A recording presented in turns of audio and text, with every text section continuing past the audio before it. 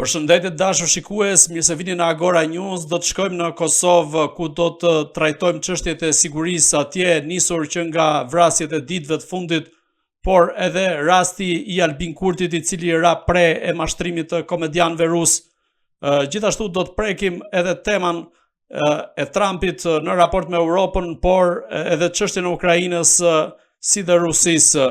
Gjithashtu do të trajtojmë alarmin që ka ngritur Bashkimi Evropian nisur nga thirrja që u ka bërë qytetarëve të tij që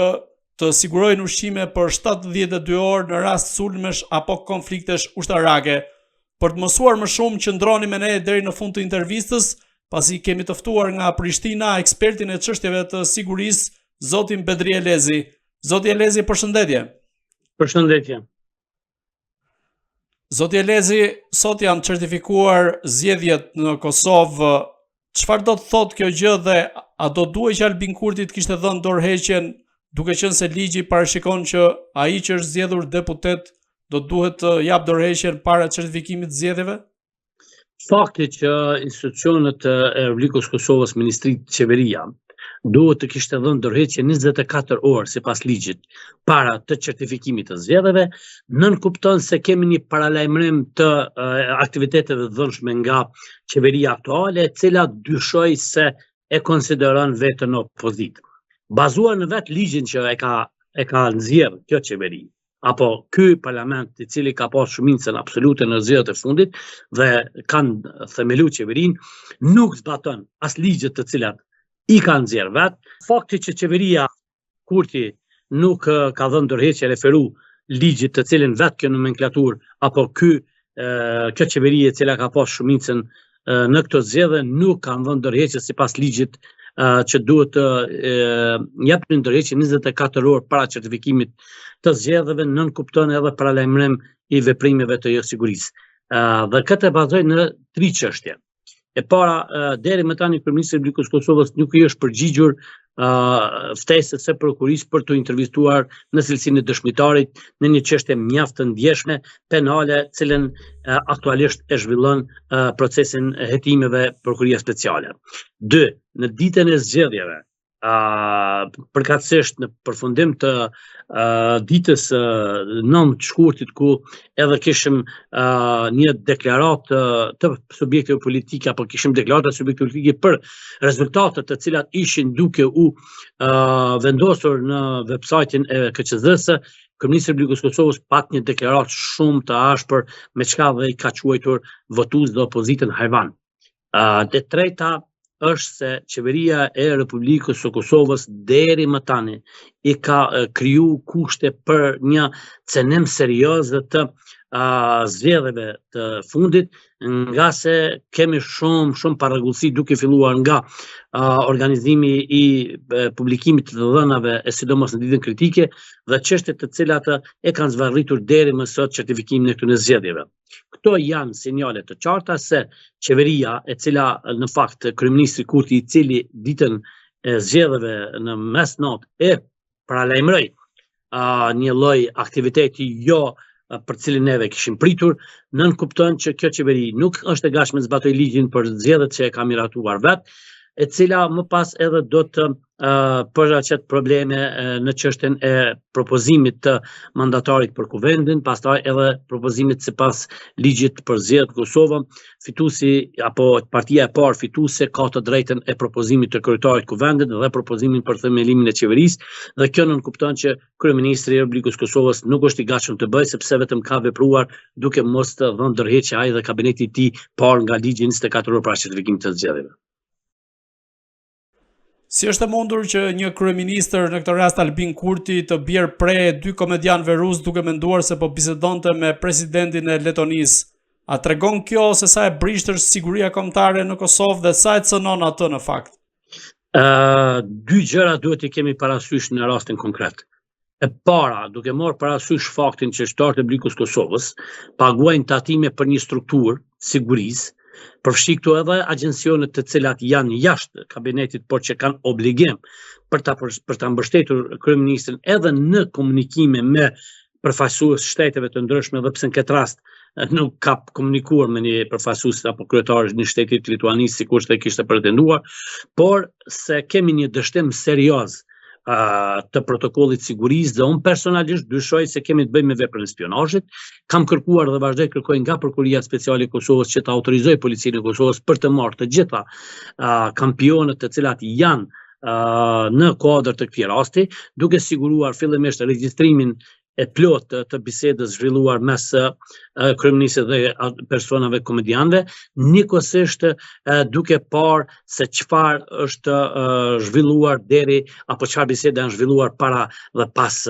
këtij komunikimi që patëm me publik. Ajo që është qartë se në këto biseda, të cilat janë publikuar që kanë dikon 10 minuta, ka ndërhyrje, me çka na le të dyshojmë se rusët në këtë rast kanë më shumë bisedë dhe janë duke e kanosur apo shantazhuar kryeministin e Republikës Kosovës me publikimin e të dhënave që eventualisht janë ndarë. Derisa kryeministri i Republikës Kosovës, qeveria e Kosovës e ka mbajtur të fshat që nga 11 shkurti deri më tani faktin që ato janë lajthitur dhe gjithashtu edhe sot nuk merr asnjë iniciativë për të publikuar të gjithë angazhimin që nga përgatitet për takim do me thonë që e kanë bajtur përmes video call e deri tek përfundimi i saj në mënyrë që të në garantoj se kryeministri i Republikës Kosovës nuk ka ndarë informacione të cilat e cënojnë sigurinë kombëtare. Për momentin kujtoj që është cënuar siguria kombëtare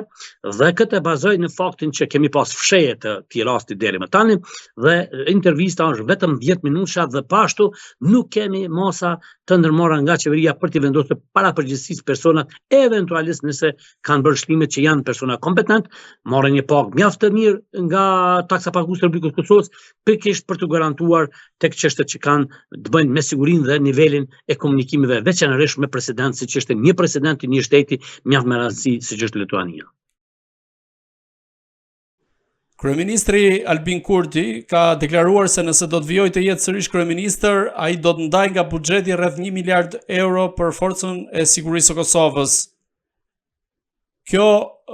deklarat a tregon se Kosova ka sinjale se mund të kërcënohet qoftë nga Serbia në këtë rast dhe do të duhet që të shtojë radhët e sigurisë? E para nuk jam i sigurt nëse kjo deklaratë nuk është përpjekje e kryeministit të Republikës Kosovës për të larguar nga vëmendja publikimin e një bisede apo një lajthitje që kishte ndodhur nga 2 komedian rus. Nëse qëndron ajo, unë kujtoj që buxheti i Kosovës është dikon 3.2 miliard dhe në asnjë rrethon dhe në asnjë mënyrë nuk ka mundësi që të investohet për një vit apo edhe për një mandat qeverisë një vlerë kaq e madhe, por që nëse kryeministri i Republikës Kosovës i është referuar ndërtimit të fabrikave, të municioneve dhe armatimeve dhe në kuadër të marrëveshjeve për ndërtimin e këtyre fabrikave të kemi një angazhim që këto kompani, këto ndërmarrje të deponojnë në shtetin e Kosovës armatime dhe municione, atëherë mendoj që mund të kapën këto vlera dhe se nënkupton që Kosova e ka marrë shumë seriozisht angazhimin e saj për të krijuar struktura mbrojtëse. Por ajo që duhet fillimisht të kemi shumë parasysh është fakti se NATO e ka përcaktuar rolin e forcës së sigurisë Kosovës dhe fillimisht ne duhet të punojmë shumë që për të bindur strukturat e NATO-s dhe NATO-n dhe partnerët tonë të Kosovës për të ripozicionuar angazhimet e forcës së sigurisë Kosovës nga një forcë humanitare për aktivitete humanitare në një forcë për aktivitete ushtarake. Dhe pa ashtu duhet kemi fillimisht një angazhim serioz për desanksionimin e Republikës Kosovës, sepse siç dihet Kosova akoma mbetet nën sanksione dhe kjo është një problem serioz për proceset në të ardhmen sa i përket integrimeve qoftë në Aleancën NATO-s, qoftë në Bashkimin Evropian. Sa i sigurt është veriu Kosovës aktualisht dhe a ka sinjale nga ana tjetër që Shtetet e Bashkuara të Amerikës mund të tërhiqen nga baza e Bond Steelit? E para, situata e sigurisë në Kosovë përkatësisht në 4 komunat me shumicë serbe në veriun e Mitrovicës është e qetë, por është e brisht, dhe kjo për shkak të faktit se akoma lista sërbske dhe Beogradit zyrtar ka ndikimin e fuqishëm atje dhe këtë dëshmoj me zgjedhjet e fundit ku lista sërbske e mbështetur direkt nga Vučić doli fituese me vota maksimale në këtë zonë. Ajo që duhet të theksoj në rastin konkret sa i përket angazhimeve të Shtetit Bashkuar të Amerikës për sigurinë e Kosovës, këta janë qarta, ka realisht është një riorganizim Shtetet e Bashkuara të Amerikës në 16 bazat e saj që ka në Evropë dhe siç duket të ka një riorganizim apo një dislokim të ri, për shembull një bazë amerikane në Gjermani vendos në drejtim të Kosovës në Bonstil, ku do të jetë një bazë e cila aktualisht është baza e NATO-s, do të kalojë në një bazë është SHBA-ve, e ushtrisë amerikane, derisa ishte një bazë e brigadës shumë komshe lindje në kuadër të KFOR-it. E dyta, kemi një dislokim të forcave të Shtetit Bashkuar të Amerikës dhe NATO-s nga baza Avianos në Itali, në bazën aktuale e cila po zgjerohet në Kuçov të Shqipërisë. Kemi dy baza të tjera të cilat janë vendosur në Poloni, një bazë në Bullgari dhe një bazë e cila po ndërtohet së fundmi edhe në Rumani. Kjo riorganizimi i forcave amerikane nënkupton një ripërgatitje për rreziqet që realisht i kanosin vetë vendeve europiane dhe siç duket vija e sigurisë është zhvendosur nga Gjermania dhe Italia në sa më afër kufirit me Rusinë. Çfarë do të thotë marrëveshja e nënshkruar në fushën e sigurisë mes Shqipërisë, Kosovës dhe Kroacisë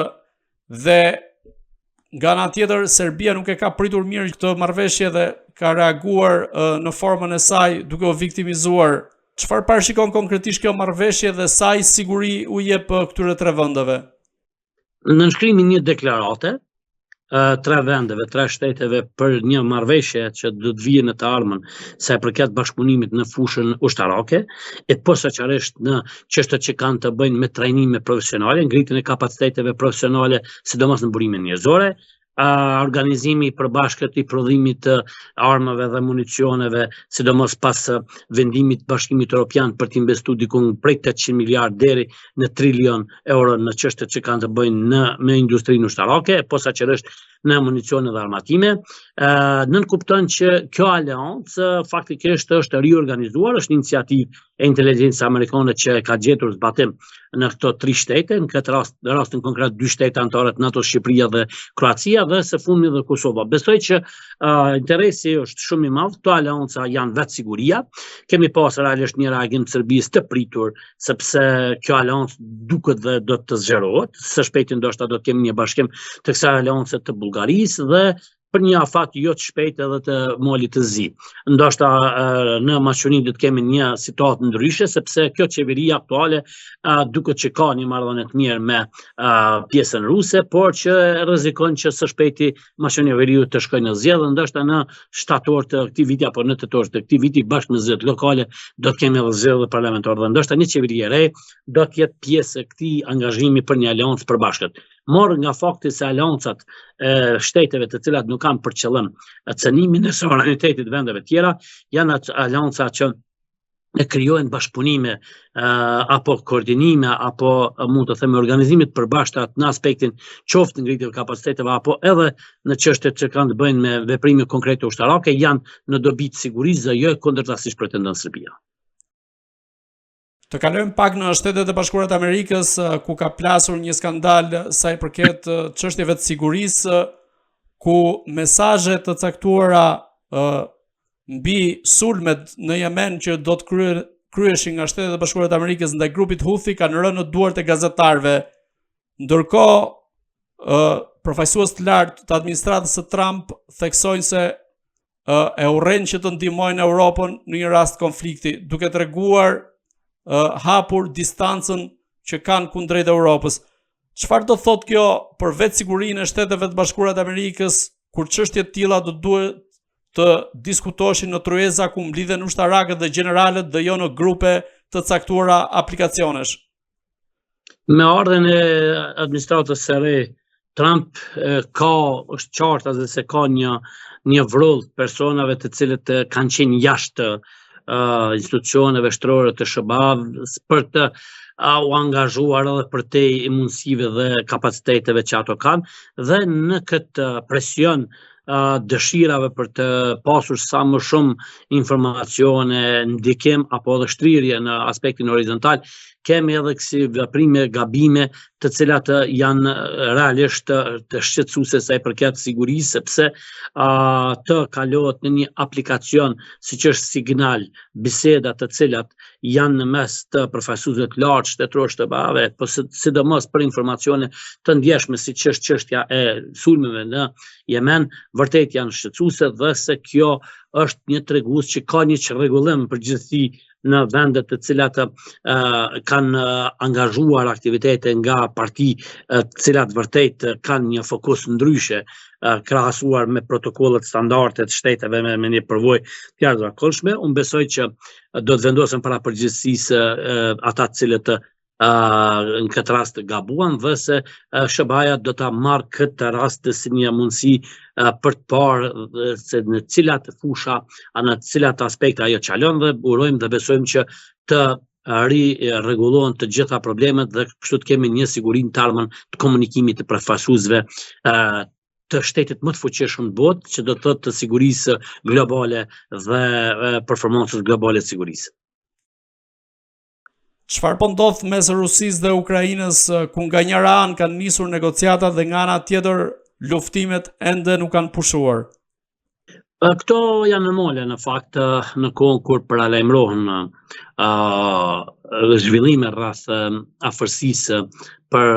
të marrë një vendim që i përket paqes, që është negociata apo edhe përfundimi i luftës. Ushtrit e caktuar, vendet e caktuara mundohen që të ripozicionohen edhe krahas gjendjes faktike të sfidave që ato kanë kaluar në vendin ku janë duke luftuar. Në rastin konkret, Rusia po tenton që në tavolinë e bisedimit të jetë sa më e fuqishme, duke treguar se vazhdon të jetë rrezik dhe se Ukraina ka shumë nevojë në këtë rast të pranoj marrëveshjen për paqen, derisa Ukraina pretendon që të tregojë se është e gatshme për vazhduar luftën dhe se marrëveshjen për paqe e bën për hir të mos vazhdimit të humbjes së jetës së ushtarëve apo dhe qytetarëve të saj. Thjesht janë angazhime për të ripozicionuar në këtë përpjekje të jashtëzakonshme për të qenë sa më të fuqishme në tavolina dhe ne jemi të vetëdijshëm që paqja është shumë afër, po shfrytëzojnë këtë status quo dhe realisht performanca e tyre e këtyre ditëve apo këtyre muajve derisa të nënshkruhet marrëveshja e paqes do të jetë dobishme dhe e rëndësishme në marrëveshjet që do të arrijë në Riyadh që po mbështeten nga Shtetet e Bashkuara të Amerikës. Çfarë parashikon plani me 30 hapa i Bashkimit Evropian, i cili u ka bërë thirrje qytetarëve që të sigurojnë ushqime për 7 ditë e 2 orë në rast konfliktesh apo agresionesh të mundshme dhe kryesisht duke u referuar agresionit që mund të vijë nga Rusia? Këto veprime për njerëzit që merren me çështjet e sigurisë janë veprime normale. Paraprakisht Bashkimi Evropian mori një vendim që nga taksat e qytetarëve të Bashkimit Evropian të ndajë 800 miliardë deri në 3 miliardë euro dhe ti thot qytetarit vetë se ne kemi bërë një investim kaq të madh në fushën e sigurisë derisa nuk kemi një rrezik potencial, nuk ka logjik dhe padyshim që kjo është një përpjekje për të bindur qytetarët e Bashkimit Evropian që investimet që do ndodhin tani në fushën e sigurisë janë investime që do të garantojnë siguri dhe paqe dhe krahas këtij investimi apo këtij dyshimi për të investuar përgatiten në qytetarët që të jenë të gatshëm në rast të ndonjë shpërthimi të një lufte. Ne nuk kemi parë deri më tani ndonjë dëshmi apo ndonjë provë që tregon se vërtet do të jetë në rrezik Bashkimi Evropian nga agresioni rus, por gjithmonë siç e thash edhe më parë në tavolinën e bisedimeve që do të zhvillohen në Riyadh mund të kalkulohen edhe potenciali i Rusisë për të destabilizuar Bashkimin Evropian, për të rrezikuar vendet e tjera dhe në këtë kuadër gjithmonë vendet me një përvojë të fuqishme morën mosat e tyre dhe është normal apo e pritur një reagim i tillë i Bashkimit Evropian duke sugjeruar apo duke njoftuar qytetarët për veprime konkrete në gjendje lufte. Ndërkohë, një aktor mjaft i rëndësishëm në stabilitetin e Europës, por edhe rajonit Ballkanit është Turqia, por që së fundmi është përfshirë nga protestat shumëta të opozitës pas arrestimit të kryebashkiakut të Stambollit. Ju si mendoni çfarë roli mund të luajë Turqia në këtë drejtim në vijim nisur nga po themi kërkesat e shumta që i ka bërë dhe Polonia për të luajtur një rol më stabilizues në Europë? Ne edhe të kaluar kemi thënë që pavarësisht faktit që Turqia po tenton që t'jetë një faktor i rëndësishëm në këto riorganizime apo në ndërtimin e zonave të reja të influencës, e njëjta nuk mund të ketë një progres dhe bazuar krejt kjo në performancën e dobët që ka në demokracinë brenda. Një vend i cili nuk ka dhënë sinjale të qarta dhe nuk ka vepruar konkret për një demokraci paqe në vendin e saj, është probleme që të jetë një vend aleat i fuqive për të pas një influencë të caktuar në çështje të ndjeshme apo në çështje të mëdha siç janë problemet qoftë me lindjen e mesme, qoftë në Ukrainë apo probleme të tjera. Dhe ajo ndodhi, shqetësimet që unë kisha ndarë apo kisha parapar ndodhë, dhe tani Turqinë e kemi një situatë shumë të rëndë para një lufte mundshme civile, cila tani gjithë fokusin e saj do ta ketë në organizimin e sigurisë brendshme dhe në asnjë mënyrë nuk mund të jap ndonjë kontribut sa i përket vendeve apo sigurisë jashtme, vetëm se mund të ketë deklarime për për konsum të mrenshëm politik në mënyrë që të ulë, mund të themi, ndikimin apo edhe të ulë interesimin sa i përket zhvillimeve për sigurinë e brendshme në atë pjesë. Vendet të cilat në fakt mund të jenë serioze në angazhimet në sigurinë e jashtme për ndihmu vendet apo palacet e jashtme, janë vendet të cilat e kanë konsoliduar demokracinë brenda saj dhe nuk kanë asnjë rrezik për cenimin e sigurisë së brendshme, qoftë edhe asaj sociale. Prandaj në rastin konkret nuk shoh që Turqia do të ketë mundësi të performojë në krejt këtë angazhim globit sa i përket sigurisë, por e njëjta do të fokusohet tek zhvillimet e brendshme dhe ndoshta prioriteti i saj më nuk do të jetë angazhimet e saj në çështjet e sigurisë jashtë vendit apo jashtë kufeve të saj. A është duke u afruar Serbia me Shtetet e Bashkuara të Amerikës nisur nga vizita e fundit e djalit të Donald Trump, dhe çfarë do të thotë deklarata e tij se Shtetet e Bashkuara bombarduan Serbinë pasi Bill Clinton kërkonte të shmangte vëmendjen e skandalit Levinsky? E para ne duhet të kemi parasysh që djali i presidentit Trump nuk ka asnjë ndikim në jetën politike në SBA. Në jetën publike padyshim që ka ndikim sepse është i biri i njeriut më të fuqishëm në botë dhe unë besoj që edhe deklarata e tij ka të bëjë me çështje materiale, ka materializuar faktin që është i biri i presidentit të Shtetit të Bashkuara të Amerikës, se kjo deklaratë nuk ka prodhu as minimalisht ndonjë reagim të shteteve të fuqishme përpos vendeve në Ballkan apo edhe në këtë rast Kosovës dhe Serbisë. Ne kemi të qartë se Shtetet e Bashkuara të Amerikës janë në vazhdimsi të angazhuar që ta shkëpusin Serbinë nga Rusia. Kjo është e vështirë. Madje ju kujtohet se sot në një deklaratë që kishte bërë presidenti i Serbisë rreth sanksioneve për naftën apo për industrinë e naftës në Serbi, kishte thënë se po presin nëse sanksionet do të zbatohen nga prilli dhe do të presin përgjigjen nga Rusia. Do të thotë në vazhdimsi Vučić ka kërcënuar Bashkimin Evropian dhe Shtetet e Bashkuara të Amerikës se do të bashkohet me Rusinë nëse të njëjtat do të bëjnë veprime konkrete drejt asaj. Prandaj edhe në këtë aspekt ka përfituar edhe në çështën e mbështetjes që mund të themi që ka bërë faktori ndërkombëtar në protestat atje, dhe i njëjti po përdor në vazhdimsi filtrimet që i ka me Rusinë si monedhë për të ripërfituar edhe një herë nga angazhimet ndërkombëtare për ta shkputur Serbi nga Rusia dhe njëherë për gjithmonë për të garantu siguri në gjithë gatishmën ballkanik, sepse Serbia dihet që është sateliti i Rusisë i cili mund të përdorë për destabilizimin e rajonit apo dhe gjithë Bashkimit Evropian. A rrezikon Kosova që të shndrohet në një vatër të dytë në Europë pas asaj që ndodhi në Ukrainë, pas agresionit rus pra në Ukrainë, apo duhet thënë se NATO është prezente dhe ka dhënë garanci? Të jemi të sigurt se burim edhe Kosova është burim jo sigurie dhe këta ka konstatuar edhe vetë shefi i CIA-s në vizitën që kishte vitin e kaluar, edhe deklarata të ndryshme ndërkombëtare dhe lokale. Por rreziku fillimisht është në Bosnjë, e keni parë që vetëm atje kemi disa veprime konkrete. Tani së fundi Sarajeva zyrtare e ka e ka vendosur një flet rreshtim ndërkombëtar për presidentin e Republikës Srpska Dodeka dhe kabinetit qeveritar, dhe krejt këto janë një tregues i qartë se zhvillimet e jo sigurisë mund ndodhin fillimisht atje, jo dini që Dodik ishte paralajmëruar përpjekjet për ndarjen e Republikës Srpska nga Bosnia, një kërkesë ndërkombëtare kishte ardhur për mos të bërë veprime të ngjashme për shkak të sigurisë, dhe nëse do të kemi një fillim të jo sigurisë, mund ta kemi në Bosnjë, dhe se Serbia do të konsiderojë që pas Bosnjës të drejtohet edhe në drejtim të Kosovës, ku janë dy burime të cilat konsiderohen jo sigurie për shkak ndikimit që ka Serbia në komunitetet qoftë në Republikën Srpska në Bosnjë, qoftë në veriun e Mitrovicës në Kosovë. Nuk shoh për momentin ndonjë rrezik konkret të drejt për drejt, por që bazuar në zhvillimet që do të ndodhin në kuadër të marrëveshjeve për paqe në Riyadh, atëherë do të shohim edhe zhvillimet e sigurisë edhe në vend. Zoti Elezi, unë ju falenderoj që ishit në Agora News. Faleminderit gjithashtu. Të dashur shikues, bashkë do shihemi në intervista të tjera, por mos harroni të bëni subscribe në kanalin tonë në YouTube.